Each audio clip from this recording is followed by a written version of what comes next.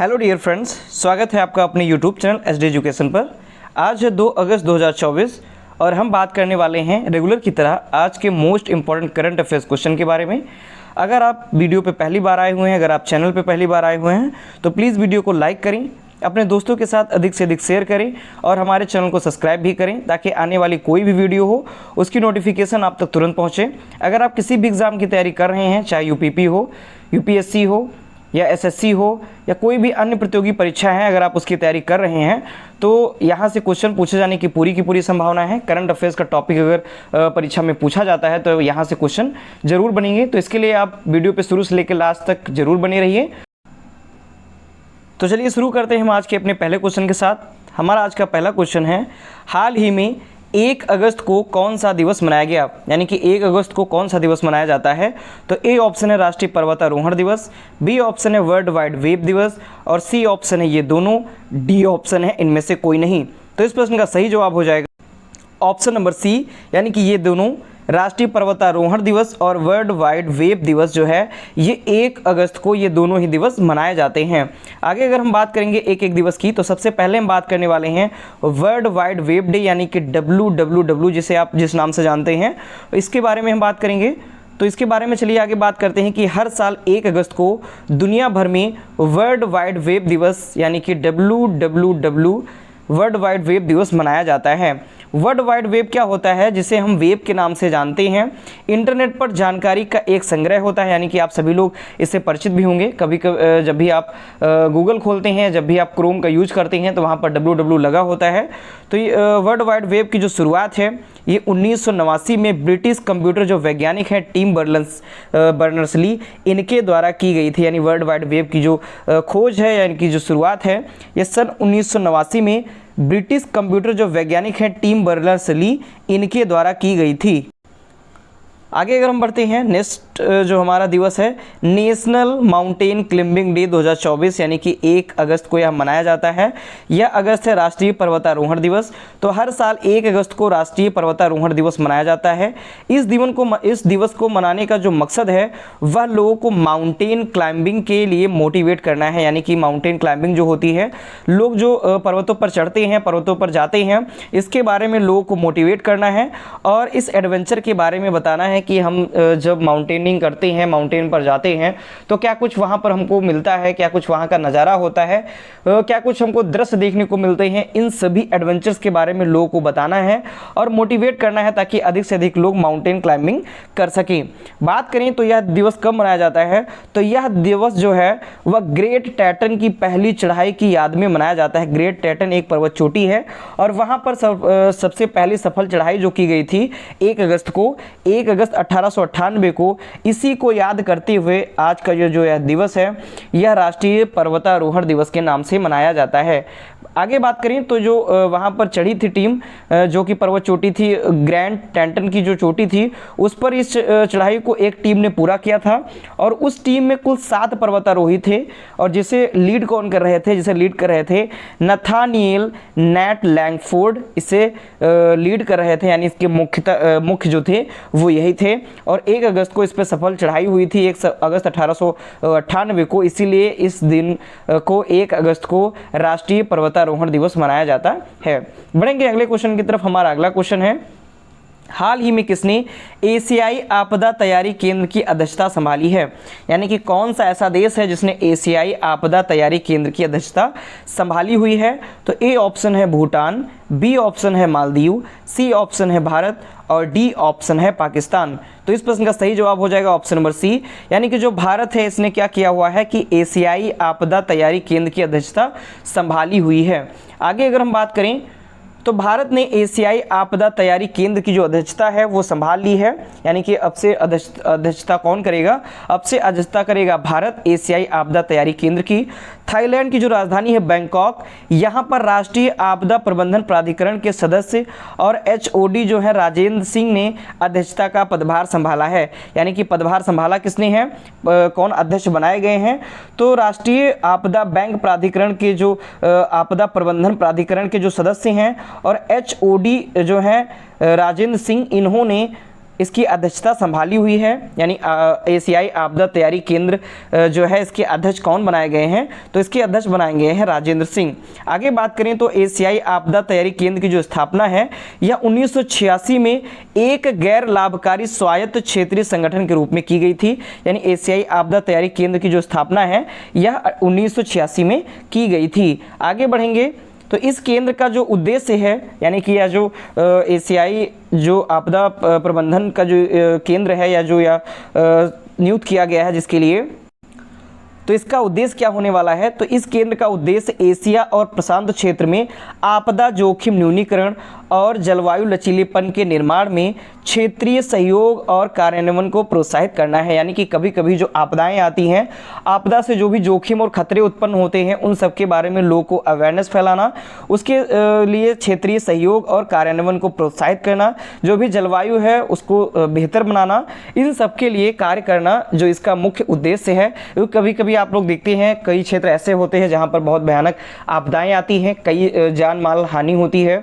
वहाँ पर, तो इसके लिए क्या किया जाता है, पहले से ही वहाँ पर सूचना पहुँचाई जाती है, पहले से वहाँ पर स्थानों को खाली करवा लिया जाता है। तो इन सब के लिए पहले से ही वहाँ पर उस स्थान पर अवेयरनेस फैला करके वहाँ से लोगों को सुरक्षित बाहर निकाल लिया जाता है। तो इसके लिए ही यह जो संगठन है या यह जो केंद्र है इसको स्थापित किया गया है। बढ़ेंगे अपने नेक्स्ट क्वेश्चन की तरफ। हमारा अगला क्वेश्चन है, हाल ही में सांस्कृतिक संपत्तियों को लौटाने और संरक्षण के लिए भारत और किस देश के बीच द्विपक्षीय समझौता हुआ है।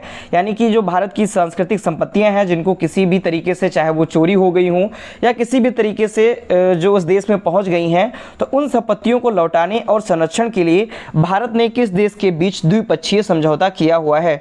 तो ए ऑप्शन है अमेरिका, बी ऑप्शन है अफगानिस्तान, सी ऑप्शन है जर्मनी और डी ऑप्शन है जापान। तो इस प्रश्न का सही जवाब है ऑप्शन नंबर ए, यानी अमेरिका और भारत के बीच सांस्कृतिक संपत्तियों को लौटाने और उनको संरक्षण करने के लिए द्विपक्षीय समझौता हुआ है। आगे अगर हम बात करें तो भारत और अमेरिका के बीच सांस्कृतिक संपत्तियों के समझौते पर हस्ताक्षर हुए हैं। भारत और अमेरिका सरकार ने विश्व धरोहर समिति की जो 46वीं बैठक हुई उसके अवसर पर 26 जुलाई 2024 को भारत मंडपम नई दिल्ली में पहले सांस्कृतिक संपदा समझौते पर हस्ताक्षर हुए और इसके अंतर्गत जो भी सांस्कृतिक संपत्तियां हैं जो अमेरिका में हैं वो वहां से मंगवाई जाएंगी या उनका संरक्षण किया जाएगा। और अगर बात करें विश्व धरोहर समिति की, तो इसकी जो अध्यक्षता है वो इस बार भारत कर रहा है। भारत में नई दिल्ली के भारत मंडपम में यह आयोजित किया गया है। आगे बात करें तो भारत के जो केंद्रीय संस्कृति सचिव हैं गोविंद मोहन और भारत में जो अमेरिकी राजदूत हैं, यानी कि जो अमेरिका के राजदूत भारत में हैं, एरिक गॉर्सेटी, इनके बीच इस समझौते पर हस्ताक्षर किए गए। आप यहाँ पे आर्टिकल में देख भी सकते हैं, ये भारत में अमेरिका के राजदूत हैं एरिक गॉर्सेटी और ये गोविंद मोहन हैं जो कि भारत के केंद्रीय संस्कृति सचिव हैं। बढ़ेंगे अपने नेक्स्ट क्वेश्चन की तरफ। हमारा अगला क्वेश्चन है, हाल ही में किसने नीति आयोग की नवी शासी परिषद की बैठक की अध्यक्षता की। यानी कि नीति आयोग की एक नवी शासी परिषद की जो बैठक है उसकी अध्यक्षता किसने की है। तो ए ऑप्शन है के सुमन बेरी, बी ऑप्शन है अरविंद पनगढ़िया, सी ऑप्शन है नरेंद्र मोदी और डी ऑप्शन है द्रौपदी मुर्मू। तो इस प्रश्न का सही जवाब हो जाएगा ऑप्शन नंबर सी, यानी कि जो प्रधानमंत्री नरेंद्र मोदी जी हैं इन्होंने नीति आयोग की नवी शासी परिषद की बैठक की अध्यक्षता की हुई है। आप यहां पर देख भी सकते हैं आर्टिकल में, PM to chair 9th governing council meeting of NITI आयोग।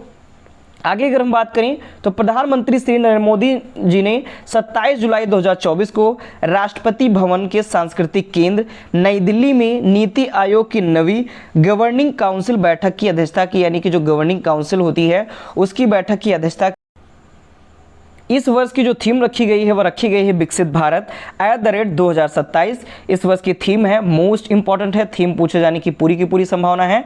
और इसका उद्देश्य क्या है, इसका मुख्य उद्देश्य है भारत को एक विकसित राष्ट्र बनाना। इसके लिए नवी गवर्निंग काउंसिल की बैठक हुई नई दिल्ली में और इसकी जो अध्यक्षता है वो प्रधानमंत्री श्री नरेंद्र मोदी जी के द्वारा की गई। और इस वर्ष की जो थीम है बहुत ही ज़्यादा इंपॉर्टेंट है, विकसित भारत @2047 इसकी थीम रखी गई है। आगे अगर बात करें कि हाल ही में फ्रांसीसी डी ब्रीटो का निधन हुआ, वे कौन थे। यानी कि जो फ्रांसीसी डी ब्रीटो का निधन हुआ है अभी हाल ही में, तो वे कौन थे, किससे संबंधित थे। तो ए ऑप्शन है अभिनेता, बी ऑप्शन है लेखक, सी ऑप्शन है फुटबॉलर और डी ऑप्शन है क्रिकेटर। तो इस प्रश्न का सही जवाब हो जाएगा ऑप्शन नंबर बी, यानी कि लेखक थे फ्रांसिस डी ब्रीटो, जिनका अभी हाल ही में निधन हुआ। ये लेखक थे, एक बहुत ही प्रतिष्ठित लेखक थे, बहुत ही उम्दा लेखक थे। तो आगे यहाँ पे आप देख भी सकते हैं आर्टिकल में। आगे अगर बात करें तो मराठी लेखक फ्रांसिस डी ब्रीटो का 81 वर्ष की आयु में इनका निधन हो गया। ये मराठी थे, मराठी लेखक थे। इन्होंने बाइबिल का जो मराठी में अनुवाद किया था उसका नाम रखा गया था सुबोध बाइबल, यानी कि इन्होंने बाइबिल को मराठी भाषा में अनुवादित भी किया था, इसका अनुवाद भी किया था, और जो इन्होंने अनुवाद किया था उसका नाम रखा गया था सुबोध बाइबल। इनका निधन जो है 25 जुलाई 2024 को पालघर जिले के वसई में हुआ, यानी इनका भी निधन कब हुआ है 25 जुलाई 2024 को, और पालघर जिले के वसई में इनका निधन हो गया। ये एक मराठी लेखक थे। 2013 में इनको महाराष्ट्र सरकार का साहित्य पुरस्कार दिया गया, यानी महाराष्ट्र सरकार के द्वारा इनको महाराष्ट्र सरकार का साहित्य पुरस्कार इनको प्रदान किया गया, और अप्रैल 2014 में इनको साहित्य अकादमी पुरस्कार से भी सम्मानित किया गया था। यानी कि आप समझ सकते हैं कि बहुत ही अच्छे लेखक थे, बहुत ही उम्दा लेखक थे, और ये मराठी भाषाओं में ये लिखते थे। बढ़ेंगे अपने नेक्स्ट क्वेश्चन की तरफ। हमारा अगला क्वेश्चन है, हाल ही में किस आईआईटी ने सुंदर पिचाई को डॉक्टर ऑफ साइंस की उपाधि से सम्मानित किया? तो यानी कि कौन सी आईआईटी है जिस आईआईटी के द्वारा सुंदर पिचाई, आप इनको जानती होंगे, गूगल के सीईओ हैं, वर्तमान में गूगल के सीईओ हैं सुंदर पिचाई, इनको डॉक्टर ऑफ साइंस की उपाधि से सम्मानित किया गया है? तो ए ऑप्शन है आईआईटी मद्रास, बी ऑप्शन है आईआईटी कोलकाता, सी ऑप्शन है आईआईटी खड़गपुर, और डी ऑप्शन है आईआईएम अहमदाबाद। तो इस प्रश्न का सही जवाब है ऑप्शन नंबर सी, यानी कि आईआईटी खड़गपुर के द्वारा सुंदर पिचाई जी को डॉक्टर ऑफ साइंस की उपाधि से सम्मानित किया गया है। आप यहाँ पे देख भी सकते हैं आर्टिकल में। और अगर हम आगे बढ़ के बात भी करें तो गूगल के सीईओ सुंदर पिचाई को आईआईटी खड़गपुर ने डॉक्टरेट की मानद उपाधि से सम्मानित किया गया है। इंपॉर्टेंट क्वेश्चन है, पूछे जाने की पूरी संभावना है। इसके साथ साथ उनकी जो पत्नी है अंजलि पिचाई, इनको प्रतिष्ठित पूर्व छात्र पुरस्कार दिया गया है। यानी कि जो गूगल के सीईओ हैं सुंदर पिचाई, इनको डॉक्टरेट की मानद उपाधि से सम्मानित किया गया है, और वहीं इनकी पत्नी को, जो कि इनका नाम है अंजलि पिचाई, इनको पूर्व छात्र पुरस्कार से सम्मानित किया गया है। बढ़ेंगे नेक्स्ट क्वेश्चन की तरफ। हमारा अगला क्वेश्चन है, हाल ही में कारगिल नायक कैप्टन हनीफ उद्दीन की प्रतिमा का अनावरण कहाँ किया गया? यानी कि जो कारगिल का जो युद्ध हुआ था उसके प्रतिष्ठित नायक थे, कैप्टन थे, हनीफ उद्दीन की प्रतिमा का अनावरण कहाँ किया गया है? तो ए ऑप्शन है कर्नाटक, बी ऑप्शन है केरल स्कूल, सी ऑप्शन है गुजरात, और डी ऑप्शन है पश्चिम बंगाल। तो इस प्रश्न का सही जवाब हो जाएगा ऑप्शन नंबर बी, यानी कि केरल स्कूल में, जो कि दिल्ली में स्थित है केरल स्कूल। कई जगह पे मतलब आपको कन्फ्यूजन हो जाएगी कि केरल में किया गया है या दिल्ली में किया गया है। तो केरल स्कूल है जो कि दिल्ली में स्थित है, वहाँ पर कारगिल नायक कैप्टन हनीफुद्दीन की प्रतिमा का अनावरण किया गया है। आगे यहाँ पे आर्टिकल में आप देख सकते हैं इनकी प्रतिमा का जो अनावरण किया गया है। आगे बात करें तो कारगिल नायक कैप्टन हनीफुद्दीन की जो प्रतिमा है वह केरल में उनके स्कूल में अनावरण इसका किया गया है। और कहाँ? दिल्ली स्थित केरल के स्कूल में, यानी कि दिल्ली स्थित में केरल स्कूल है, वहाँ पर ये इनका मूर्ति है उसका अनावरण किया गया है। आगे बात करें तो ये राजपुताना राइफल्स के कैप्टन थे, यानी कि जो राजपुताना राइफल्स बटालियन थी उसके ये कैप्टन थे, और इनको प्रतिष्ठित वीर चक्र पुरस्कार से भी सम्मानित किया गया। और इन्होंने बहुत बहादुरी के साथ कारगिल आई और शहीद भी हो गए थे, और शहीद के बाद इनको प्रतिष्ठित वीर चक्र पुरस्कार से सम्मानित किया गया था। बढ़ेंगे अपने नेक्स्ट क्वेश्चन की तरफ। हमारा अगला क्वेश्चन है, हाल ही में कहा मंडेला विरासत स्थलों को यूनेस्को विरासत का दर्जा मिला? यानी कि किस देश के जो मंडेला विरासत स्थल हैं उनको यूनेस्को की विरासत का दर्जा मिला हुआ है? यानी कि अभी हाल ही में लगातार जो यूनेस्को है वो प्रत्येक देश के लगभग देशों के जो विरासत स्थल हैं उनको शामिल कर रहा है।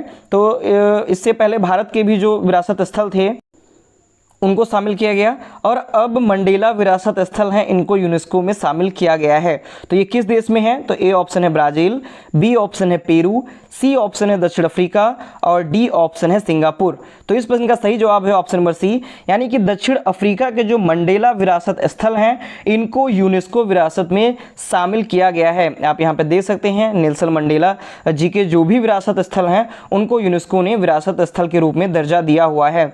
आगे अगर हम बात करें तो दक्षिण अफ्रीका में मंडेला विरासत स्थलों को यूनेस्को विरासत का दर्जा मिला है। मुक्ति संग्राम और नेल्सन मंडेला से संबंधित दक्षिण अफ्रीका के ऐतिहासिक स्थलों को यूनेस्को की विश्व धरोहर सूची में शामिल किया गया है।